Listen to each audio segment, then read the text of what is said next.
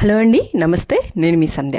Welcome to Sandhya's వంటల పుస్తకం. ఈరోజు మన వీడియోలో చాలా సింపుల్గా మనం స్టవ్ అనేది వెలిగించకుండానే కార్బోహైడ్రేట్స్ అండ్ ప్రోటీన్స్ ఎక్కువగా ఉండేటటువంటి ప్రోటీన్ లడ్డూని, ఈ లడ్డూలో ప్రోటీన్స్ అనేవి చాలా ఎక్కువగా ఉంటాయి. అలాగే రోజుకొక లడ్డూ తీసుకోవడం వలన మన హెల్త్కి కూడా చాలా మంచిది.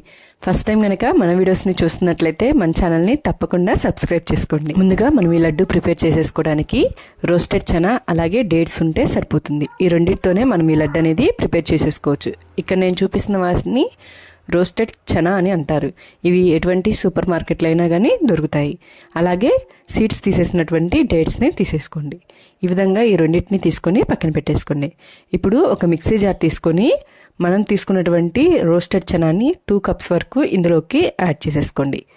ఈ విధంగా ఈ రోస్టెడ్ చనాని 2 కప్స్ వరకు యాడ్ చేసుకున్న తర్వాత మిక్సీ మూత అనేది పెట్టేసుకొని మనం మెత్తగా మిక్సీ అనేది వేసేసుకోవాలి. ఈ విధంగా మెత్తగా మనము మిక్సీ అనేది వేసేసుకున్న తర్వాత ఇందులోకి మనము డేట్స్ అనేవి 1 కప్ వరకు తీసుకోవాలి.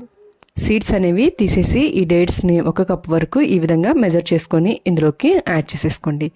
ఈ విధంగా డేట్స్ని కూడా మనం యాడ్ చేసుకున్న తర్వాత ఒకసారి డేట్స్ని కొంచెం కదిలించుకోవడం వల్ల డేట్స్ అనేవి లోపలికి వెళ్ళి మిక్సీ అనేది మనకి బాగా మెత్తగా పడుతుంది. మిక్సీ మూత పెట్టేసుకొని ఈ విధంగా మిక్సీ అనేది వేసేసుకోండి. ఇక్కడ చూపిస్తున్న విధంగా ఒకసారి మూత అనేది ఓపెన్ చేసుకుంటూ మధ్య మధ్యలో మనం దీన్ని కదిలించుకుంటూ మనము డేట్స్ అనేవి మెత్తగా కూడా పిండిలో కలిసిపోయే విధంగా మనము మిక్సీ అనేది వేసేసుకోవాలి. ఈ విధంగా మిక్సీ వేసుకున్న తర్వాత వీటంతటిని ఒక ప్లేట్లోకి తీసుకోండి. ఇక్కడ మనము ఒకసారి ఇలా కనుక పెట్టేసి చూసుకున్నామంటే మనకి లడ్డు అనేది వచ్చేస్తుంది. ఇప్పుడు ఇందులోకి కొంచెం నెయ్యి అనేది యాడ్ చేసేసుకుందాం. చాలా తక్కువ నెయ్యి సరిపోతుంది. 3 నుంచి 4 స్పూన్ల వరకు నెయ్యి అనేది కరగబెట్టుకొని ఈ విధంగా యాడ్ చేసేసుకోండి.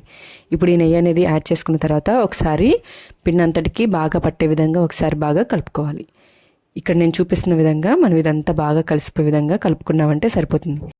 ఈ విధంగా కలిపేసుకున్న తర్వాత ఇప్పుడు మనకు కావాల్సిన సైజులో ఈ లడ్డూలు అనేవి ప్రిపేర్ చేసేసుకుంటే సరిపోతుంది.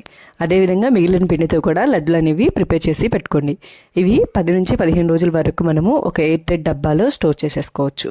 పిల్లలకి ఇలా హెల్తీగా స్టవ్ అనేది ఇరిగించకుండా 10-15 నిమిషాల్లో ఈ లడ్డూలు అనేవి మనము ప్రిపేర్ చేసుకోవచ్చు. మీరు కూడా ఇలా ఒకసారి ట్రై చేయండి. ఎలా వచ్చిందో నాకు కామెంట్ చేయండి. మీకు కనుక నచ్చినట్టయితే లైక్ చేయండి, షేర్ చేయండి. మరిన్ని వీడియోస్ కోసం మన ఛానల్ని తప్పకుండా సబ్స్క్రైబ్ చేసుకోండి. Thank you for watching.